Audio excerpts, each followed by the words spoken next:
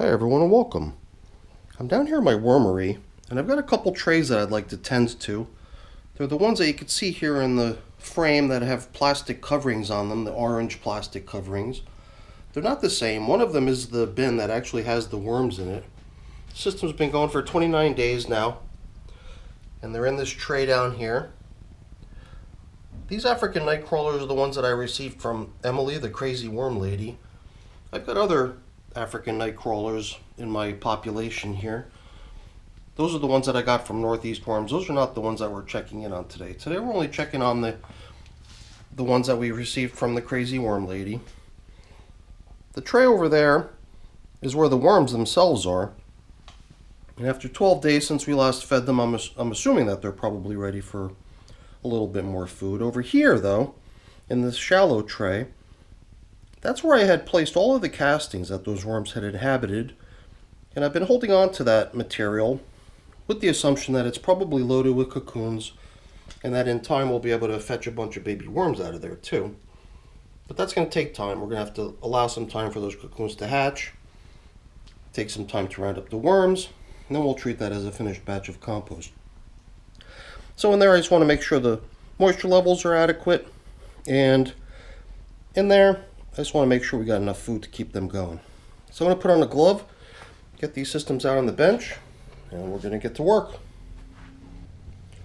When it comes to checking in on my cocoon nursery, it's usually just a matter of making sure that the moisture level is adequate. So I've got my spray bottle here. I'm not going to force the addition of moisture, but if I need to add it, I'm prepared to do so. The whole job of this plastic covering is to keep the moisture that's already present within the material. It's meant to allow the moisture to just stay in the material and keep recirculating versus allowing it to evaporate away. And you can almost see, you could definitely see the difference in the light color material around the edge where the air got in around the plastic versus what was protected by the plastic. The material is much darker here in the middle, and I can feel that it's got nice moisture content. The last time we came in here we felt like the material was a little bit dry, so we did actually apply a pretty generous application of water down into this material, so it might not be necessary to add any today. But we'll kind of stir things together, make sure that all this stuff that's dry on the outer edges is sort of brought inboard a little bit to help it get rehydrated, stay nice and damp. And the stuff that we've been protecting with plastic over the past 12 days can get spread around a little bit. Eventually, with the plastic coverings being an imperfect solution, there's always going to be a little bit of material out on the edges where the stuff gets a little bit dry. And whether that affects the chance of the cocoons hatching or not, I'm not certain. I mean, I always thought that there's sort of this optimal set of conditions where there's the right level of moisture, the right temperature, blah blah blah, all these things that result in the cocoons proceeding to that step where the worms emerge from them. But other times the cocoons, from what I understand, can sit for months on end in a dormant state until the conditions become favorable for the babies to emerge. And I don't know if that's common with all the worm types, but I thought that that's what I had heard about the red wiggler cocoons. These, being African nightcrawlers, are probably very similar. With 29 days in progress here, I would have to assume that even if there was a cocoon placed into this material right before the last of the worms were removed from it, that by this time we would have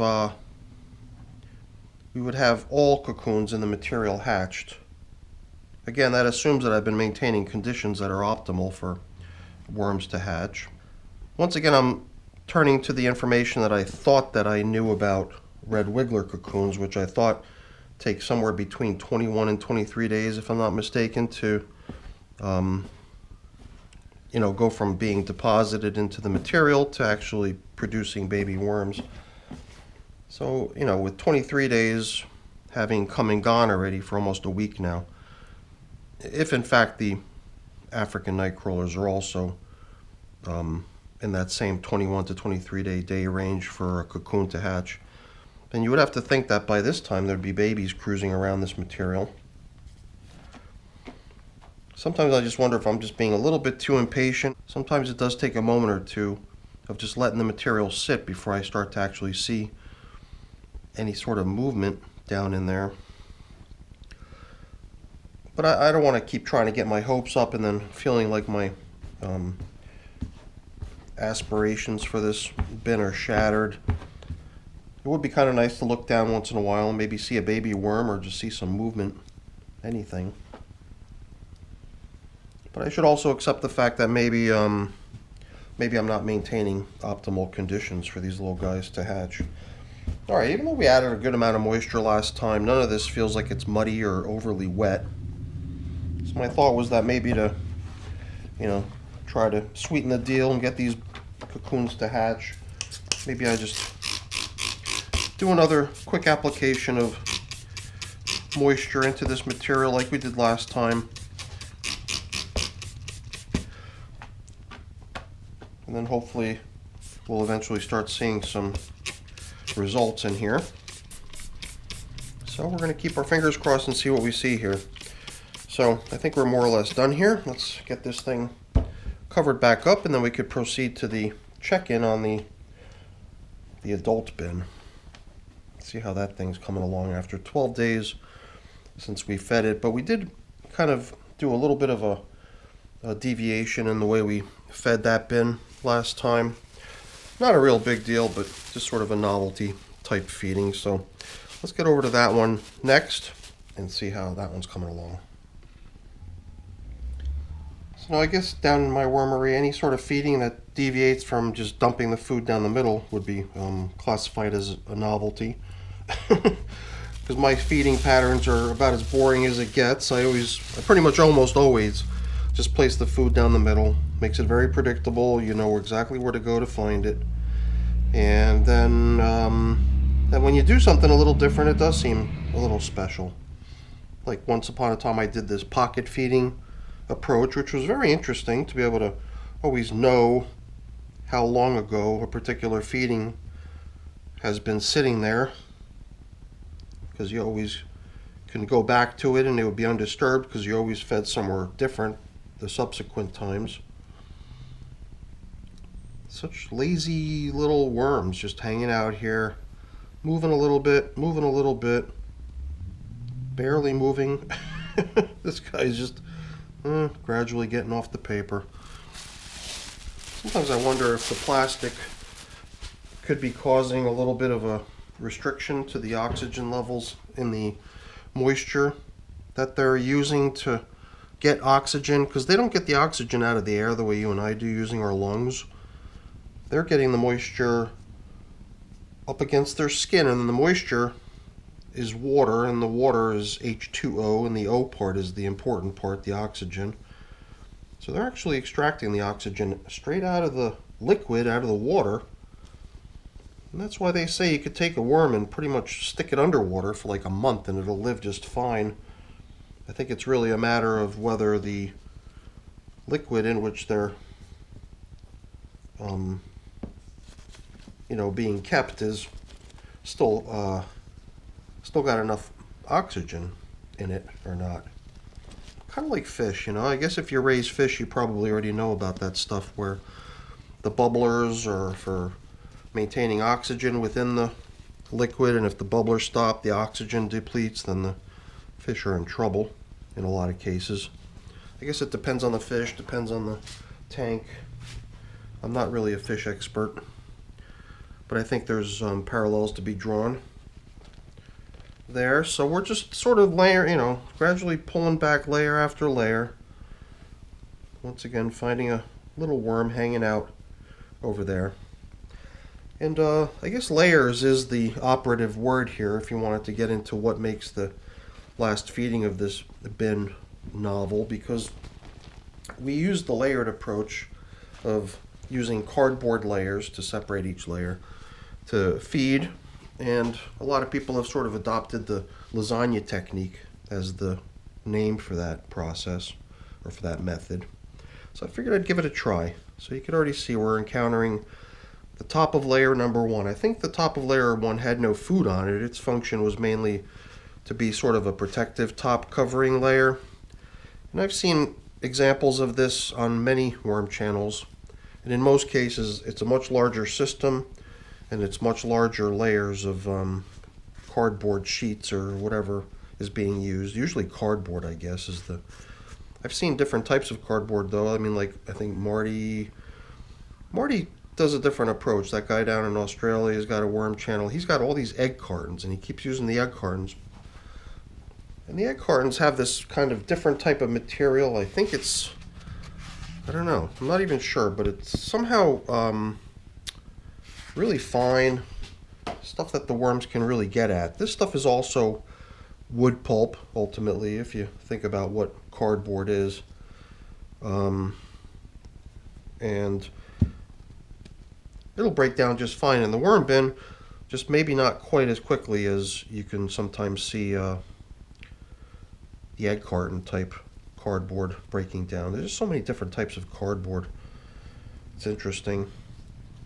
I think it was on the Urban Worm Bag channel over that coffee talk discussions once the topic came up about the cardboard and which ones to use, which ones not to use. And apparently this is the good stuff. The bad stuff is like what you see cereal boxes made out of. That stuff apparently has a lot of clay content to it. So there's wood pulp in it, but it's mixed with stuff that maybe the worms wouldn't see quite as a good food source as, say, this stuff, which is purely wood pulp. And the stuff that holds all these layers together is like this starchy stuff that the worms really seem to like too. So in time this will take on a lot more action, but I think that the reason the cardboard's not being attacked is because there were foods placed in between all these layers. I was just wondering if we could find some evidence of this top layer. I don't think that this would be it, because this looks pretty old going way back when, but it is a banana stem that I'm kind of looking for, because I believe that the top layer here was banana. So this was the turnout for the banana, and maybe that just went really quick and these guys are just picking up the scraps, and maybe they've moved on to other layers where there's other foods that are not going quite as quickly, or whatever the case may be. Now here, there's going to be pits left over. Here's one of them, because I placed plums in here. There were 3 plums and a similarly sized tomato. So here's the similarly sized tomato, which won't have a pit, obviously. But yeah, I mean, as far as leftovers, I don't think we can even put any leftover banana on the, I don't know. Do we want to adopt this as just representation of what was in the first layer? Obviously the pits are almost all that's left, other than the moldy outer skin of the plums, I believe. A little bit of the meaty stuff is still in there. So the plums are pretty popular. Tomato seems to do pretty well too. I think that all this other stuff here mixed in between might be coffee. I always want to try to blend the coffee in every time I encounter it. So there's worms hanging out in this stuff. I just wish all my shreds of paper didn't also resemble worms, because we'd be able to see the worms much more easily rather than having to pick them out in between the shreds of newspaper in my bedding. So I'm going to try to excavate here in a way that I don't scatter food particles all over the top. I try to keep the food under the surface so that I don't attract pests, since I'm in my basement. I guess in my outside systems I'm not as careful, but here I'd really like to avoid getting any sort of insects really dialed into my worm bins as a source of food. That would not be a good thing. You know, when I put the plums in here and I knew that they were going to collapse and there'd only be this left in its place, I thought that the whole level of this, you know, all those banana peels, I'm trying to remember what was in the next layer. Let's take a peek. But it was all fruits. It was all stuff that I imagined would get consumed quite quickly in the worm bin. And as I recall, it was all fruits. So we've already hit the banana, we already hit the plums. For some reason, it's not occurring to me what this next layer consisted of. But I guess besides whatever it was made of, there's also just the drippings and the moisture. Could this have been the banana layer? Maybe I got things mixed up a bit. This definitely seems like a banana. And I did actually have a banana that still had a good amount of the part that we usually eat inside of it, because it was all bruised up and nasty. I just ate the portion of the banana that was, you know, the right consistency for human consumption. Man, we humans were so picky. But this is obviously the banana layer, so whatever was actually up here, I'm going to have to refresh my memory on what the heck that was. But this must go back to a previous feeding that predates this lasagna bin setup, because this is what it would look like 1 week later. Not that there's a whole lot of difference. Maybe they are actually both from 12 days ago. Another piece of banana peel. Looks like the banana peel took the longest. I guess we could actually call it a whole banana at this point. The banana took the longest. I'm a little surprised that even the meaty portion that's inside is not yet eaten. They're definitely working it down. There's a whole bunch of worms around it, that's for sure. So it'll get there. It'll definitely get there. And then here,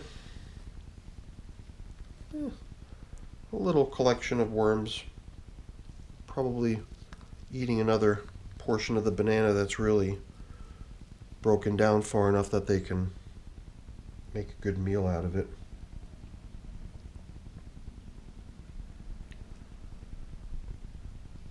African nightcrawlers. Yeah, you know, I get a lot of comments in my videos whenever I bring these little guys out, because a lot of people have suggested that it might be kind of a combination of different things. And there probably are African nightcrawlers in here, but when I do think back to how I started with this population, I did run them in a container initially as cocoons. I received them as cocoons from Emily. So all my worms from her came in the form of cocoons. So I raised them in a container that had other cocoons in it, but I didn't really segment the partitions of the 3 different types of worm cocoons I was trying to raise in that system. So I can certainly see worms squirming in between chambers and intermixing. So when I pulled out the chamber that I had placed the African nightcrawler cocoons into, it's a pretty high likelihood that I included European nightcrawlers and red wigglers too, because those were the other 2 types of cocoons that I ran in that system. I could put a link to that time lapse up here for you. It's one of my early time lapses, but it is kind of interesting watching those cocoons all eventually produce their populations, and then watching each chamber eventually take on the life of a worm bin, going from pretty much no activity with just the cocoons to a whole bunch of activity with all the baby worms taking over. So we've got a big pit that I created here, and I'm thinking we can start to reassemble this. But I kind of feel bad for some of the worms that are on the material here, especially ones that might have squirmed in between the layers of the cardboard, because getting them off would be almost impossible. I wouldn't even know they're there. I'd like to add food, but all my foods are frozen. So I'm just wondering what I could do to maybe protect these little guys from material that would just be a little bit harsh for them, and then they'd be really constrained in terms of being able to flee from it too. That's the only other, otherwise I wouldn't really bother with it too much, but it's kind of like getting them cornered, by not really giving them an avenue to retreat after placing something harsh up alongside of them. It just seems a little bit cruel. What do I do? Maybe I take a break and I just let some foods that I was going to give to them thaw. Here in this lasagna bin setup, it does seem like the humane way to approach it, so I'm going to do just that. So we're going to take a little pause here and let these little worms get out of this bright light. here too. I should just cover this banana up so I'm not intruding on their fun. Maybe I'll even kill the lights while I'm upstairs in the freezer getting food for them. And then we'll get this production started again once I've got something to feed them with. At this, I believe it's probably safe enough to give it to the worms. And what I'm going to do actually is take these chunks of pumpkin, which are maybe still frozen in places and in the middle, but I would think that the outer portion of it is probably safe at this point to use as worm food. But I think just to play it safe, I'm going to also try to shelter some of this food from the surroundings using a little bit of coffee. The coffee is going to become our insulator today, so I'm going to lay some of that down before I place any of these still frozen but thawing chunks of pumpkin. And what you saw me doing over here was just trying to capture some of the juice that flows out of this pumpkin. I did this once before with my pre-made bedding, is that I tried to grab all the juices out of some fruits and veggies that I had laying around. And then I used these juices, and I'm going to use this pumpkin juice here too to moisten my pre-made bedding that I've got. And since it's not just plain old boring water, but it's, you know, it's basically vegetable juice. Oops. It's going to give the microbial life in my pre-made bedding a little something to feed on and to grow with. Because in addition to just there being leaves and paper and cardboard and other stuff in my pre-made bedding, there's also a good bit of finished castings that I threw, and they're not even that much. I had just placed in a little bit of it once upon a time, but I'm at this point assuming that the microscopic life that lives in that bin has propagated out into the rest of the material. Even though it's kind of boring stuff and just paper, cardboard, leaves and stuff like that, I think by inundating the material with the juices out of fruits and veggies, it makes it into something that the microbes can really sink their teeth into. So here again, I'm just going to keep using the coffee as my insulator, so that if there's anything nearby that might have worms in it, such as this piece of banana or this cardboard here, hopefully those few worms are insulated from the very cold bits of pumpkin and have the means to retreat from it. I mean, here we're putting the food back in, but all these worms, you know, maybe we're just going to get them out of harm's way, and rather than subjecting them to all the cold, when we place in the pumpkin bits, we can get the majority of them relocated. The rest of them will rely on the shelter that the coffee provides. And you know what? We're making lasagna here, but we're kind of reusing all of the old layers. So why don't we even use one of these pieces of paper? Now there's a layer that's exclusively coffee. Not bad. Well, not exclusively coffee. Coffee with the banana recycled. But then on top of that, we can start piling on some more of this yummy pumpkin here. Oops. A little bit awkward. I'm trying to avoid getting chunks of pumpkin in here. I mean, I was really hoping to use only fluid to feed the microbes in my pre-made bedding collection, but if little chunks of vegetable matter make their way into there, it doesn't matter. That should be fine too.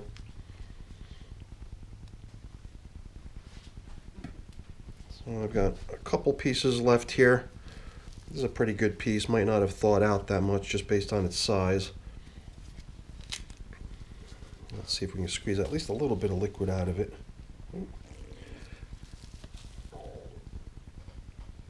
A lot of this is just dripping down into the system because my aim is not so good. All right, let's keep these frozen chunks up here on top of the coffee filter that has the coffee sprinkled in beneath it. A good little protective layer over here, but we're going to introduce a little bit more protective layer on top of that. I think we're going to also begin the back fill here, just so we don't end up building a little tower. Okay, once again, back with the next layer of lasagna here. This was leftover plum and tomato. And I did actually watch the video while I was allowing the food to thaw out. And I did go to check out the video from the last time we fed 12 days ago, and it was a layer of banana, then came the plums and tomatoes, and another banana. And that's why we found remnants of banana in that first layer and in the last layer. So we did have a whole bunch of banana in there. That's why we found that banana peel early on. So I'm going to see if I could squeeze just a little bit more juice out of here. I think if I had left this stuff to thaw maybe another hour, it would have probably loosened up enough to be able to get a whole lot more liquid than this out of here, but that's fine. This was just a kind of a side thought because I did spend a good amount of time yesterday shredding paper and then mixing it into my existing supply of pre-made bedding. So I thought that having some fluid like this would be beneficial, and I figured thawing out some pumpkin before feeding it to the worms and trying to capture its fluid might be a good idea. And I think it is a good idea.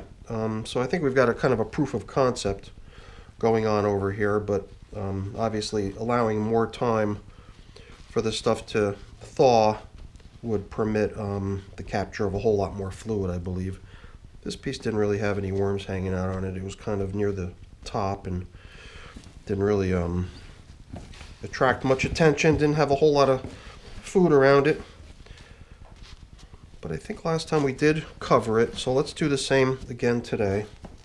There's a whole bunch of worms over here, but I think it doesn't matter if we'll leave them. Just thinking in terms of what to cover up with. It doesn't matter if we put some worms on top of the food supply. They'll be able to climb back down and find all the yummy pumpkin that we just gave them. And here's some of the leftover banana that the worms are in. That's stuff that maybe I can cover up a little bit over here. And it's a little bit of a mound in the middle. Oh, here we go. I thought I had them all over here somewhere, but they're right over here. Ugh, nice little pile of worms. Alright. I'm not going to put them on the cardboard because they won't be able to squirm down into anything. There'll just be a piece of cardboard there. So we'll just release them over on this side of the bin and cover them up a little bit. So we've also got all different types of coverings to bring back. I think one of them was just the indicator to show us where we last fed. My traditional coffee filter. It's interesting too how the perimeter is getting nibbled a little bit on those more frazzled edges. And then just bringing back all these layers.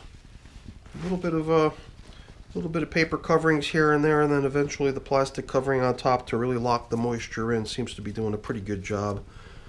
I like the way the moisture collects on these intermediate layers of top covering paper. You saw how the worms were just crawling in between the layers of the stuff. They really seem to like it in there.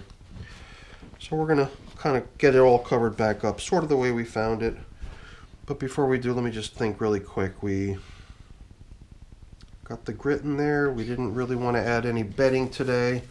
I mean, they got some bedding in the form of a couple additional coffee filters today, but a little contrary to what I've been doing lately in a lot of my bins, which is to add tons and tons of bedding all the time. The I guess in the lasagna environment, you want to kind of limit the addition to foods and allow the existing layers of cardboard in there to be the bedding. And luckily the system already has just lots and lots of bedding throughout, just by having been built that way with lots of bedding. So that's it for today.